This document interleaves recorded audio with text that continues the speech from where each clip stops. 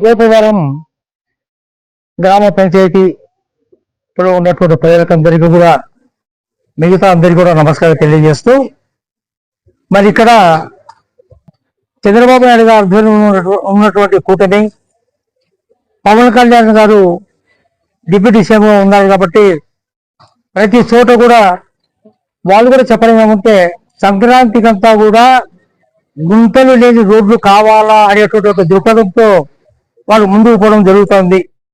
మరి ఇక్కడ మనకు సంబంధించి హౌసింగ్ బోర్డు ఏరియాలో కానీ గోపురం పంచాయతీలో ఉన్నటువంటి మిగతా ఏరియాలో కానీ వీలైనంత వరకు ఎక్కువ రోడ్లు నిర్మాణం జరగాల, అదేదో కాలువల నిర్మాణం జరగాల, వీధి రేట్లు కూడా ఏర్పాటు చేయాలనేటువంటి ఒక అభిప్రాయంతో ముందుకు పోవడం జరుగుతుంది.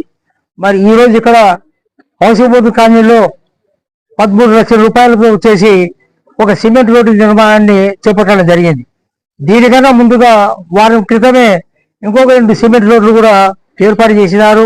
మరి ఇంకా అవసరమైతే ఉంది కాబట్టి NRGS లో ఫండ్స్ వస్తూ ఉన్నాయి కాబట్టి దాన్ని ఆధారంగా చేసుకొని ఏరియాలో ఉన్నటువంటి వాటికి అంతా కూడా ఒక రూపం తీసుకొని రావాలనేటువంటి ఒక అభిప్రాయంతో నందాల వరదరాజరెడ్డి గారు కూడా, అదేవిధంగా వాళ్ళ కుమారుడు కొండారెడ్డి గారు, వాళ్ళ తమ్ముడు రాఘవరెడ్డి గారు, వీరందరి ఆధ్వర్యంలో కూడా సాధ్యమైనంత వరకు డెవలప్మెంట్ యాక్టివిటీస్ మనం తీసుకొని పోవాలా, ప్రజలకు ఇబ్బంది కలుగజేయకూడదు అనేటువంటి ఒక అభిప్రాయంతో ముందుకు పోవడం జరుగుతుంది.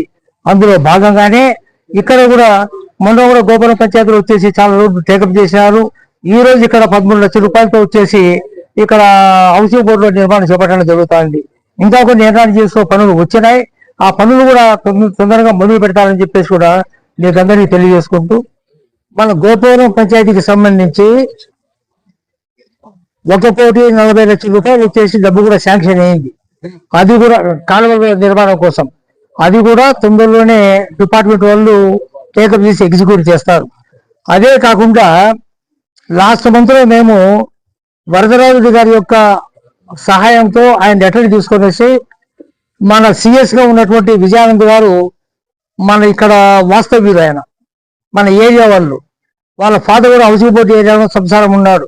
సో ఆయన్ను మేము రిక్వెస్ట్ చేసి 3,45,00,000 వచ్చేసి మనము ప్రపోజల్స్ ఇవ్వడం జరిగింది అన్నమాట. సో అది కూడా ప్రాసెస్ ఉంది. మొన్న అది వచ్చేసి NRGS ఫండ్ కింద వచ్చేసి కడపకు వచ్చింది. కడప నుంచి ప్రతినిధులు కూడా వాళ్ళు ఇన్ఫర్మేషన్ అడిగినారు. సో అది కూడా వీలైనంత వరకు అది కూడా టేకప్ చేస్తామని కూడా మీ ద్వారా తెలియజేస్తా ఉన్నాం.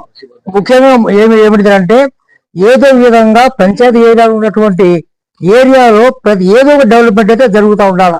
అది కాలువ నిర్మాణం కావచ్చు, రోడ్ల నిర్మాణం కావచ్చు, ఇంకా చాలా షార్టేజ్ ఉన్నాయి. ఇంత డెవలప్ అయినా కూడా ఇంకా చాలా డెవలప్ కావాల్సిన అవసరం ఎంతైనా కూడా ఉంది. కాబట్టి దానికి తప్పనిసరిగా ఇచ్చారు సిఎస్ గారికి ఇచ్చేటువంటిది కూడా ప్రాసెస్ ఉంది. అది కూడా వీళ్ళతో తొందరగా టేకప్ చేసి ప్రయత్నం చేసి ఆటోమేటిక్ చేస్తామని చెప్పేసి కూడా ఈ డ్రైనేజ్ కానీ అదే విధంగా నిర్మాణం కానీ రోడ్డు నిర్మాణం జరిగినట్లయితే దాదాపుగా సమస్య పరిష్కారం అవుతాయని అనుకుంటా ఉన్నాం.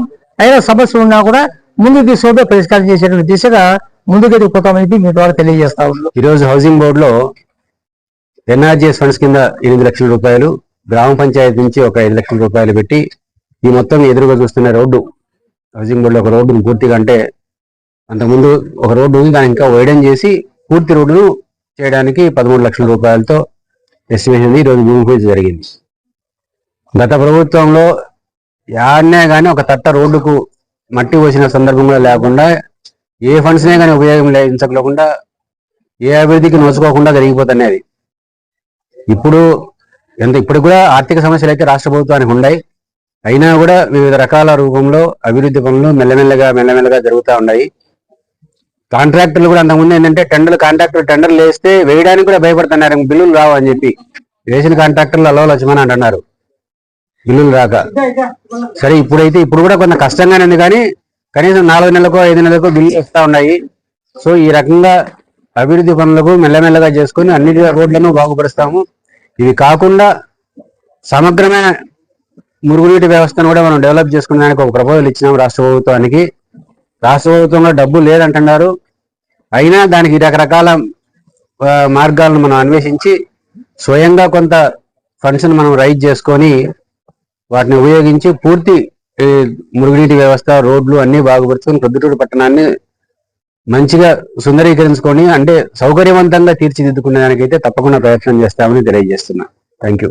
ఈ వివాహాది శుభకార్యములకు, పుట్టిన రోజులకు, మీటింగులకు అత్యాధునిక సదుపాయాలతో ప్రొద్దుటూరు వాసవి సర్కిల్ వద్ద నుంచి అతి సమీపాన మీకు అందుబాటు ధరలలో happy banquet AC function hall మీకు స్వాగతం పలుకుతుంది.